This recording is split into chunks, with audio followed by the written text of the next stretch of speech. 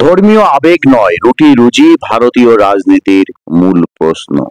নেতারা বার্তা নিলেন কি? বিদায়ী বছরে শুরু হয়েছিল অযোধ্যার রাম মন্দির উদ্বোধন।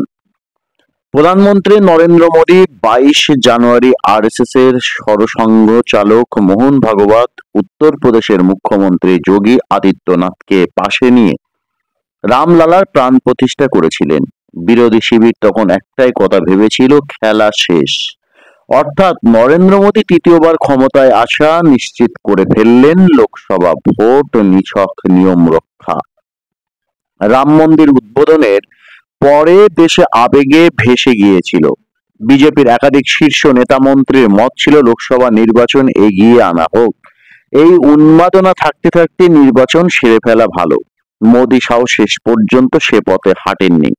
ভোট হয়েছিল নির্দিষ্ট সময়ে। মোদীর গ্যারান্টি হাতিয়ার করে নরেন্দ্র মোদী আপ কি বার 400 পারের হুঙ্কার দিয়েছিলেন। পড়ে পাওয়া 14 আনার মতো সেই সুযোগ কাজে লাগিয়ে রাহুল গান্ধী সংবিধান হাতে প্রচারে নেমে পড়লেন।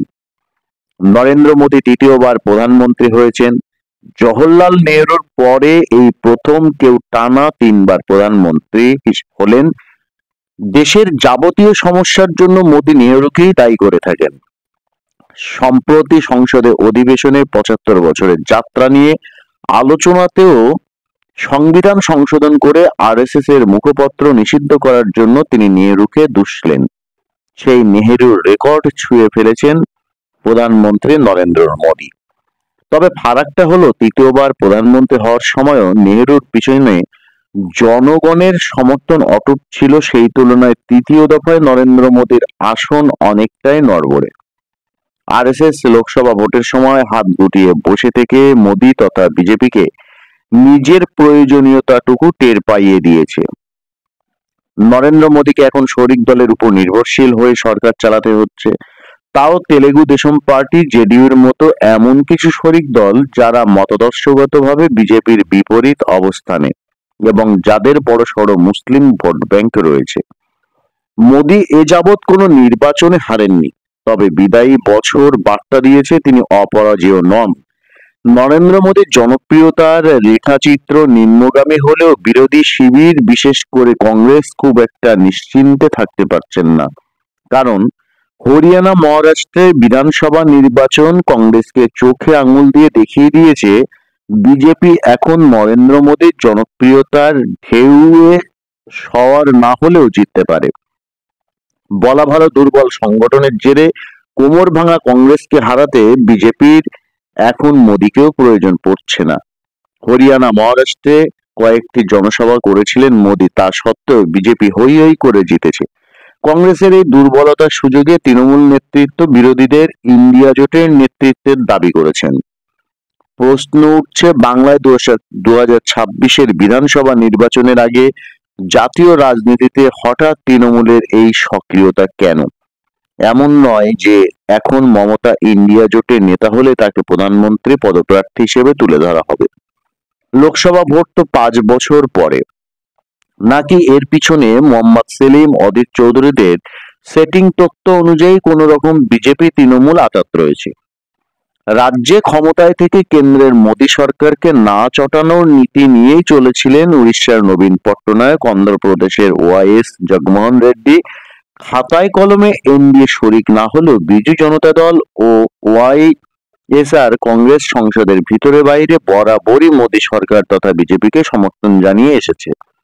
কিন্তু বিদায়ী বছরে বিজেপির কাছেই হেরে গিয়ে নবীন পট্টনায়কের 24 বছরের মুখ্যমন্ত্রীত্বে ইতি পড়েছে। এখন বিজেপি তার দলে ভাঙন ধরাচ্ছে। অন্ধ্রে বিজেপির শরিক চন্দ্রবাবু নাইডু তেলেগু দেশম জগমোহনকে ক্ষমতা থেকে উৎখাত করেছে। মোদ্দা কথা হলো, হয় তুমি বিজেপির বিরুদ্ধে, না হলে বিজেপির সঙ্গে। বিরোধিতা করলে বিজেপি আঞ্চলিক দলে ভাঙন ধরানোর চেষ্টা করবে, যেমন শিবসেনা এনসিপির ক্ষেত্রে করেছে। ধরি মাছ না ছুঁই পানি অবস্থানে থাকলে বিজেপি ছেড়ে কথা বলবে না, যেমনটা বিজু জনতা দল ও ওয়াইএসআর কংগ্রেসের বেলায় হয়েছে। বিরোধী জোটের আঞ্চলিক দলের নেতা নেত্রীদের বাগে আনতে বিজেপি ইডি সিবিআই কে কাজে লাগাচ্ছে বলে অনেক দিনের অভিযোগ। দুর্নীতির মামলায় কেন্দ্রীয় তদন্তকারী সংস্থার হাতে গ্রেপ্তার হয়ে জেলে গিয়েও মুখ্যমন্ত্রীর আসনে ফেরা যায়, ঝাড়খণ্ড মুক্তি মোর্চার হেমন্ত সোরেন তা বিদায়ী বছরে প্রমাণ করে দিয়েছেন। এখন সেই একই ভেলকি দেখাতে জেল থেকে বেরিয়ে মাঠে নেমেছেন অরবিন্দ কেজরিওয়াল। নতুন বছরের গোড়াতেই দিল্লির বিধানসভা ভোট। বিদায়ী বছর 2024 আঞ্চলিক দলগুলির জন্য বার্তা রেখে যাচ্ছে। আসল প্রশ্ন হলো, বিদায়ী বছরের রাজনৈতিক উত্থান পতন থেকে বিজেপি ও কংগ্রেস দুই প্রধান রাজনৈতিক দল কি আদৌ কোনো শিক্ষা নিচ্ছে? 2024 লোকসভা ভোটে আমজনতা রাম মন্দিরের আবেগে ভেসে গিয়ে ভোট দেননি। নরেন্দ্র মোদীকে ফের প্রধানমন্ত্রীর আসনে ফিরিয়ে মানুষ সরকারের ধারাবাহিকতার পক্ষে ভোট দিয়েছেন, অথচ ভোটাররা বিজেপিকে একার জোরে সরকার গঠনের সংখ্যা ছুঁতে দেননি। এমন পরিস্থিতি তৈরি করেছেন যাতে যে কোনো পদক্ষেপের আগে নরেন্দ্র মোদীকে শরিকদের সঙ্গে আলোচনায় বসতে হয়। প্রয়োজনে বিরোধীদের পাশে নেওয়ার চেষ্টা করতে হবে। মোদী সরকার নিজের কর্মসূচিতে এগেলেও ওয়াকফ বিল থেকে এক দেশ এক ভোট বিল যৌথ সংসদীয় কমিটিতে পাঠাতে হয়েছে। শরিকদের সঙ্গে বিরোধীদের সঙ্গে ঐক্যমতে পৌঁছানোর চেষ্টা করতে হচ্ছে। 400 পার করে লোকসভায় 2/3 সংখ্যাগরিষ্ঠতা নিয়ে জেতা আশার স্বপ্ন ভেঙে গিয়ে এই হাত পা ভাঙা দশাই এখন মোদী সরকারের বাস্তবতা। বছর শুরু হয়েছিল অযোধ্যা রাম মন্দিরের উদ্বোধন থেকে। সেই অযোধ্যাতেই বিজেপি লোকসভা নির্বাচনে সমাজবাদী পার্টির কাছে হেরে গিয়েছিল। সমস্যা হলো, দেশের মানুষ যে রাম মন্দিরের আবেগে ভেসে লোকসভা নির্বাচনে ভোট দেননি, বছর ফুরোনোর আগেই তা বিজেপি নেতারা ভুলে গিয়েছেন বলে মনে হচ্ছে। তাই নতুন নেতারা মন্দির মসজিদ বিবাদ তৈরি করছে। আজ সম্বলের জামা মসজিদ, কাল আজমের শরীফ দরগার নিচে মন্দির ছিল বলে দাবি তোলা হচ্ছে। শতবর্ষে পা দেওয়া আরএসএস এর সরসংঘ চালক মোহন ভাগবত প্রশ্ন তুলেছেন, বারবার এই মন্দির মসজিদ বিবাদ খুঁচিয়ে তোলা কেন? কিন্তু ভগবত সত্যি উগ্র হিন্দুত্ব থামানোর চেষ্টা করছেন নাকি মুখের কথায় প্রলাপ দিচ্ছেন তা নিয়ে বিরোধীদের সন্দেহ রয়েছে। যে 10টি মসজিদের জায়গায় মন্দিরের দাবি উঠেছে তার সিংহভাগই যোগী আদিত্যনাথের উত্তরপ্রদেশে। কংগ্রেস নেতৃত্ব একে বিজেপি আরএসএস এর দ্বিচারিতা হিসেবেই দেখছেন। কংগ্রেস নেতৃত্ব বিদায়ী বছরের রাজনৈতিক বার্তা পড়ে উঠতে পেরেছেন তেমন মনে হচ্ছে না। কংগ্রেস লোকসভায় 99টি আসন জিতেছিল ঠিকই, কিন্তু শরিকদের নিয়ে সরকার গঠনের চেষ্টা করার মতো জায়গাতে পৌঁছাতে পারেননি। অথচ বিজেপির আসন কমে যাওয়া এবং কংগ্রেসের আসন বৃদ্ধিতেই রাহুল গান্ধীরা কার্যত বিজয় উৎসব শুরু করে দিয়েছেন।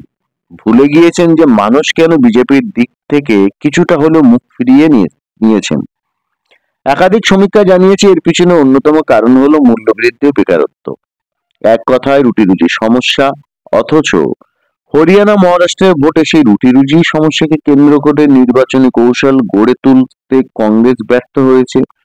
তার বদলে বারবার জাতি গণনার দাবি তুলে ওবিসি ভোট ব্যাংকের রাজনীতির দিকে ঝুঁকেছেন রাহুল গান্ধী। নতুন বছরের সবচেয়ে গুরুত্বপূর্ণ রাজনৈতিক প্রশ্নের উত্তরের জন্য অবশ্য সেপ্টেম্বর মাস পর্যন্ত অপেক্ষা করতে হবে। ওই সময় প্রধানমন্ত্রী নরেন্দ্র মোদী ও তার ছোটবেলার বন্ধু আরএসএস এর সরসংঘ চালক মোহন ভাগবত প্রায় একই সঙ্গে 75-এ পা দেবেন। বিজেপিতে মার্গদর্শক মন্ডলী ওরফে রাজনৈতিক অবসরে চলে যাওয়ার বয়স। সেই নিয়মের ব্যতিক্রম হোক বা না হোক, বিজেপিতে নরেন্দ্র মোদীর উত্তরাধিকারী হওয়ার লড়াই নতুন বছরে তীব্রতর হবে, এটুকু বলাই যায়।